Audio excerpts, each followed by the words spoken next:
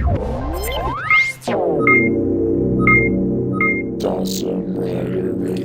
YouTube, Dawson Rider here with a review of S.H.Figuarts Kyoryu Black and Kyoryu Pink set from Zyuden Sentai Kyoryuger. So yet another Kyoryuger 2-pack. As I said in my previous review, I thought that the matchups for these were sort of strange. I think blue, pink, and green-black would have worked better together, but whatever, as long as I get the figures, I'm happy. So we'll start with the box, which is everyone's favorite part. Really nothing that different from the other one, but still, I really do like the packaging on these. You got neat shots of the figures there. I like that they have their symbols there and the sort of stylized battery teeth going on in the background. You got their symbols on the side again, and their names, and just the whole color fits the theme, so it's a nice themed box. And on the back here, it shows you some sort of iconic poses you can get them in, and that you can combine all these to form the weapon, which I'm actually going to show in the Kyoryu Gold video, because that's what I said I was going to do. But so, very cool. Nothing really spectacular about it, but neat nonetheless. So taking a look at them, we're actually going to be going over articulation for both of them, since they both are sort of different. But actually, before I even do that, I almost completely slipped my mind. Here we have their accessories tray. Just like the last Kyoryuger said, they are pretty well accessorized. They got a large variety of various hands, as you can see. This is the black side and that's pink side. But you have various hands for holding whatever weapon you want them to hold, depending on which one you decide. And then some sort of posed ones. You can see a flat posed hand there, sort of relaxed posed one there. So it just really depends. You get a wide variety, and obviously when you have them on, or when you get them out of the package, excuse me, you have a closed fist. And then right here you can see you have each of their individual armed on arms, which you can switch off. For this one I'm going to be showing it with pink and not black, but they are both capable of doing it.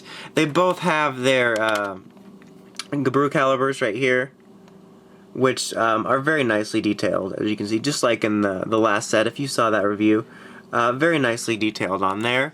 They each have a Gabba revolver. Kyoryu Black is holding his, but Pink's is identical since they all have the same changer. And as you can see, the Gabba revolver is really nicely done.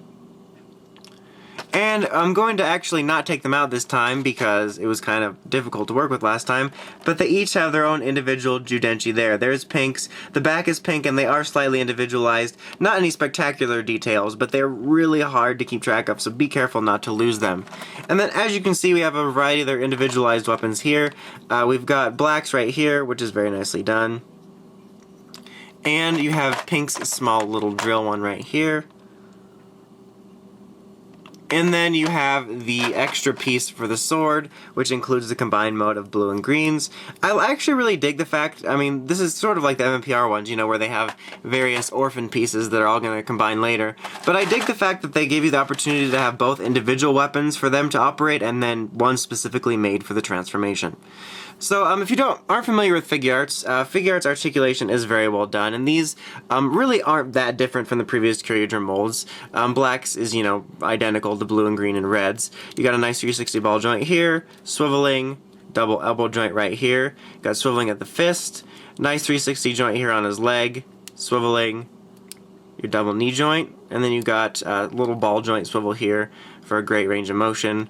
The toe action joint, as I like to call it.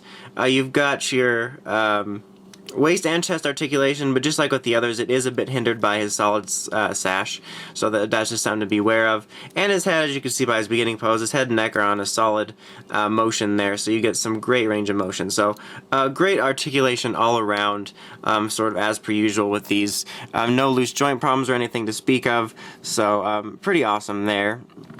We will take a specific look at him. Detail-wise, he looks really good. Just like the other ones, let's get a nice crotch shot here before I start the spin. Oops, sorry about that. But overall, very nicely done. As I said with the previous Kyoryuger figures, if you knew that, I do have a bit of a problem with the shoulders, as I feel they are a bit skinny and have a hard time tracking the movement a little bit, so you get a lot of strange gaps. But otherwise, as you can see, he's a nicely detailed figure. There you can see the gap right there. There it is. Look at it. He's a nicely detailed figure. His helmet works really well right there. As you can see, they do a good job of representing the shine of a Sentai helmet. You can see the light sort of reflecting off of it, both in the helmet itself and in the visor. The details on his chest are very well done there. You can see his belt there, which also twists. You can see it sort of slanted. All the details are very much the same on all of these, but very, very nice looking figure like usual. Like I said, my only real complaints come from the shoulders, and then sometimes the hands are a bit difficult to get to stay on. Now, before we take a look at Pink, I'm going to, actually, that's not right. I was going to do Pink with armed on. I was thinking awkwardly. Before we take a look at pink, let's stop for a sec for nonsense. So we will take black and set him aside temporarily and take a look at pink before we get them back over here. Now, this is not the singer, this is Pink the Ranger. No, but honestly, I was super excited for this Pink Ranger in particular. Why? Because it's a pink Triceratops. How awesome is that? It's a pink Triceratops. I don't know why, but it's just awesome. And I really like her suit design, one of my favorite out of them. But articulation-wise, her base remains the same. She is obviously a different mold because she is a girl, so it's a little bit of a smaller mold, so they had to make some changes. But other than that, it is relatively the same mold. You get the same articulation, 360 ball joint here, swiveling. You can really see on the shoulders here what I'm talking about, being able to see the gaps. Double elbow joint here, swiveling at the fists. You do have a nice 360 ball joint on her legs. They are hindered by the skirt a little bit. It is flexible to allow for some movement, but it does hinder it a bit. Double knee joint here, the nice ball joint here. The same toe action. You do have the the chest and waist, but the waist is seemingly even more hindered here by her sash. That felt awkward doing that, but it's practically, you know, non-existent there in a lot of ways compared to the guys. The same head and neck articulation. But so, like I said, the articulation remains the same. The only real difference being is it's a smaller mold for being a girl, and she has the skirt. Speaking of the skirt, it does seem a little large. I don't know if you're getting that from your end, but it does seem a little bit larger than it needs to be. It's actually kind of distracting and makes her seem a little fat. Do I look fat in this ranger suit? No, but yeah, it just does seem a little fat, which is kind of an annoyance. Now we're just going to go ahead for this one. You can do this with both of them, but I'm only going to show out with one, as you can switch out the arms. They've actually gone pretty easy because I sort of left them loose, but in general I find this to be a little bit difficult. Not so much in putting it on, but when you're pulling it off after you have it and they're really good, it really feels like you're going to break it, which is kind of nerve-wracking, to be honest.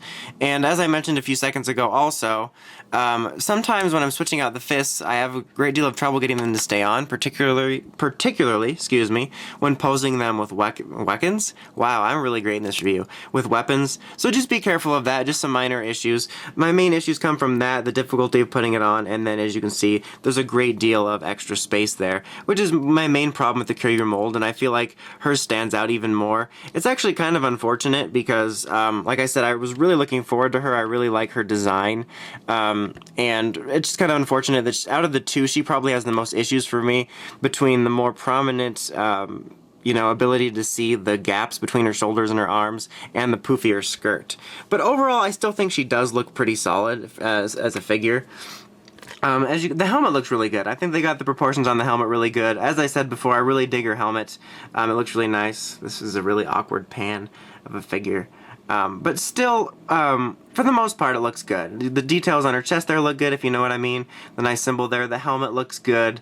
It's just, like I said, it really happens to bother me for whatever reason. I know I'm kind of weird about this, but with the shoulders having that sort of, you know, strange gap there, which really does bother me. But other than that, I still think she looks solid, but unfortunately she is plagued with the most problems in terms of that and the poofy skirt. But I still overall do like her, but out of the two, like, if I had to choose between the two figures you're already getting, I would choose black.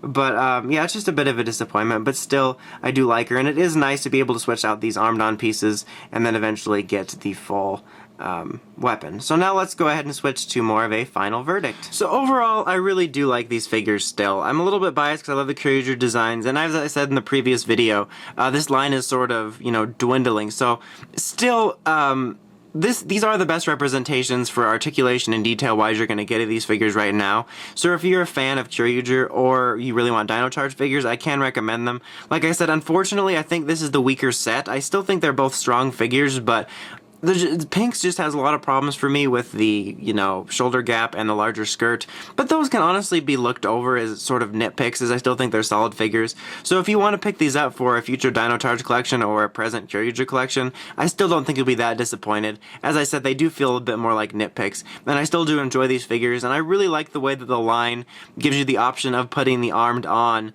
parts on the main 5 Rangers, and also the continued, you know, sprinkling of the ability to have the combined parts of the sword. But anyway, that's about it. Until next time, make sure you check out the Crazy Podcast at WritersRangersRambles.com, and don't forget to like, comment, subscribe. Until next time, this is Dawson Writer, signing out.